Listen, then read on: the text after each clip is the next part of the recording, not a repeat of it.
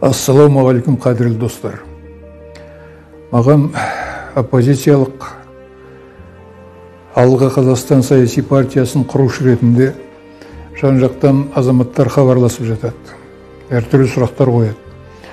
Соның ішінде әсіресе қазір ОДКБ Евразес кеден одағы жөнінде соған сіздің көзқарасыңыз қандай деген сұрақтар бар. Бұл мәселелерге менің көзқарасым айқын. Қайсысы болса да бұл одақтар бізге емес, және оған кіретін басқа да бұрынғы одақтас республикалар емес, тек қана Ресейге қажет. Ресей баяғы өзінің кеңес одағы кезіндегі метрополия жағдайында басқаларға қалай диктат жасап отырса, қазір де солай жасағысы келеді. Сол үшін құрды бұл одақтарды. Және соны пайдаланады әркез жағдайда.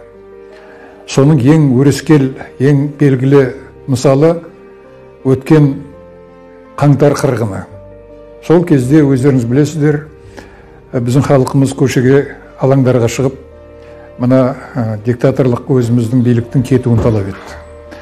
Міне сонда Назарбаев пен Тоқаев өздерінің бастығы деуге болады, Тоқаевқа шығып, онымен келісіп, Қазақстанға ОДКБ-ның бітімгерлік күші ретінде Ресейдің жазалаушы әскерін кіргізді. Сөйтті де үлкен қырғын жасап, халқымыздың бейбіт шеруге шыққан қаншама азаматтарын, бейкүнә азаматтарын, жүздеген, мыңдаған азаматын қаза қылды. Ал бұны олар қазір біз Қазақстанды құтқарып қалдық деген әңгіме айтып отыр. Ол өтірік әрине.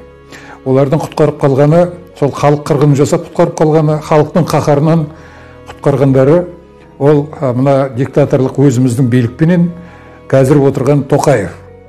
Халықты атуға бұйрық берген сол Тоқаев. 20 мың терроршы келді деп өтірік айтқан Тоқаев. Соны құтқарып қалды. Ал енді бұл жағдайда әрине бұдан әрі қарай біздің бұл одақта отыруымызға ешқандай мүмкіндік жоқ. Біз олардан шығуымыз керек. Өйткені біз еркін экономикалық даму, шын мәніндегі мемлекет, тәуелсіз мемлекет болу үшін бізге бұл ауадай қажет. Және мұны тым неғұрлым тезірек жасасақ, сол ғұрлым өзімізге дұрыс болады.